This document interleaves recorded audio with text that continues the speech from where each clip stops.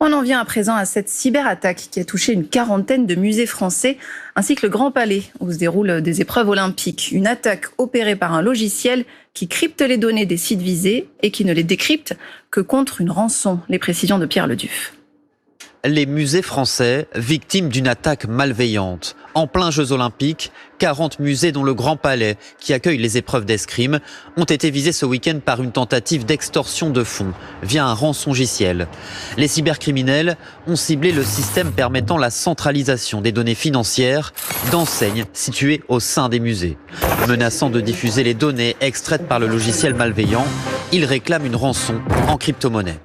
On savait que à Tokyo, il y avait eu de l'ordre de 400 millions d'attaques, de cyberattaques d'importance très différente. Mais il y a une très bonne préparation, réactivité, agilité, résilience de nos systèmes d'information. Donc là encore, pas d'inquiétude.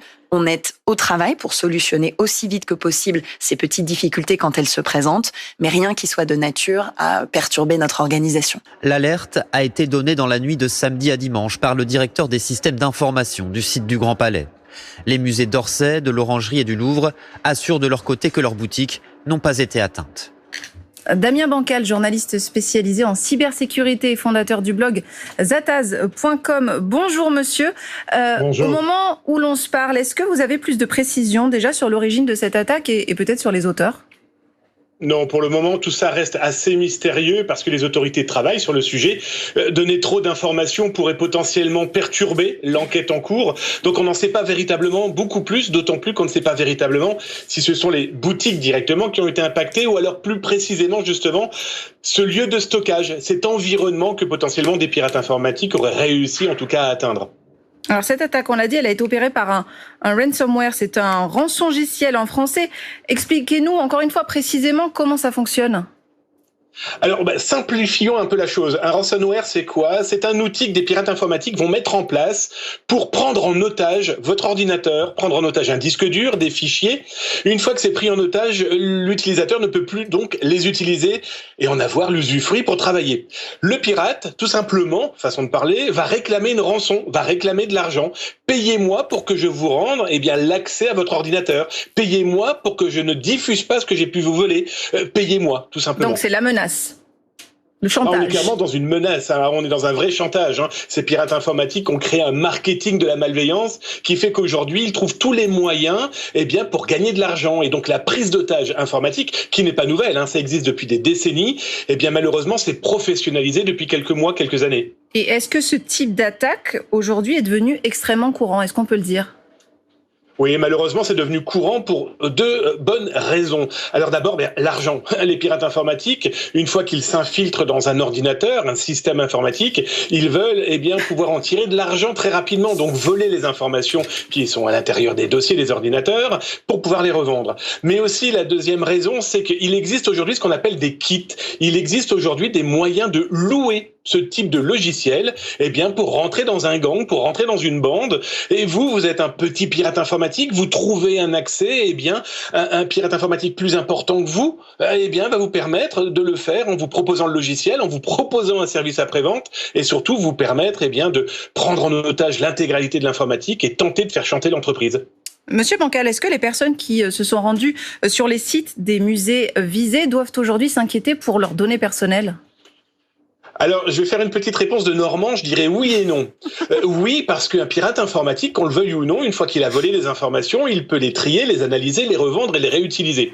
Et je dirais non, pourquoi ? Parce que depuis des mois, voire des années, on a par exemple l'ANSSI, l'Agence nationale de sécurité des systèmes d'information, qui a clairement mis les bouchées doubles, si ce n'est plus, pour protéger, éduquer, former, tout ce qui va tourner autour de l'étatique. Et les musées en font partie. On l'a vu aussi pour les administrations, etc., etc. Et donc, du coup, la problématique, c'est qu'aujourd'hui, qu'est-ce qu'ont pu faire ces pirates informatiques ? Qu'ont-ils véritablement pu voler ? Comment ils ont pu rentrer ? Et puis surtout, s'ils ont volé des choses, c'est pas parce qu'ils ont réussi, par exemple, à voler un portefeuille qu'ils vont être capables de l'ouvrir, parce que les informations peuvent être rendues illisibles par une sécurité réfléchie en amont. Donc voilà, là pour le moment, on n'est pas vraiment au point et au clair sur le sujet. Je pense que d'ici quelques heures, une communication plus officielle devrait normalement nous répondre. Et on se demande évidemment qui se cache derrière ces attaques. Est-ce que ce sont des individus qui agissent seuls, des organisations, des acteurs étatiques ?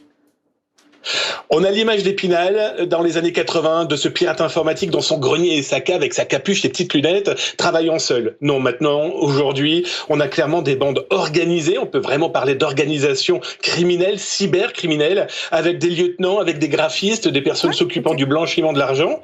Et donc là, eh bien, on peut avoir tout et n'importe qui. Ça peut être des Canadiens, des Belges, des Français, des Russes, faut pas non plus les oublier, des Nord-Coréens. Ça peut être n'importe qui parce que la cybercriminalité, faut-il le rappeler, n'a pas de frontières. Elle n'a pas de frontières. Plusieurs dizaines de cyberattaques ont visé l'organisation des Jeux Olympiques de Paris depuis la fin du mois de juillet.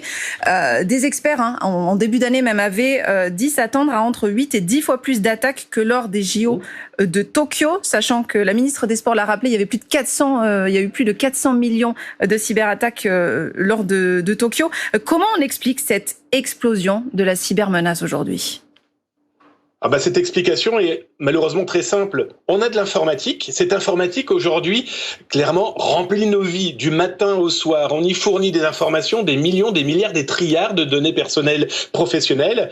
Donc les pirates informatiques ont compris qu'il y a de l'argent avec toutes ces données. Donc pouvoir mettre la main sur ces informations, c'est pouvoir ensuite les revendre et donc gagner, là, clairement, de l'argent sonnant et trébuchant.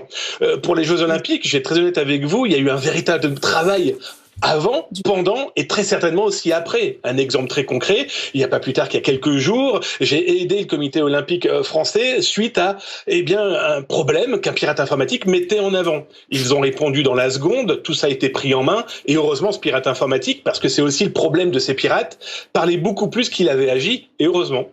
Damien Bancal, merci infiniment pour votre éclairage. Vous êtes journaliste spécialisé en cybersécurité et fondateur du blog zataz.com.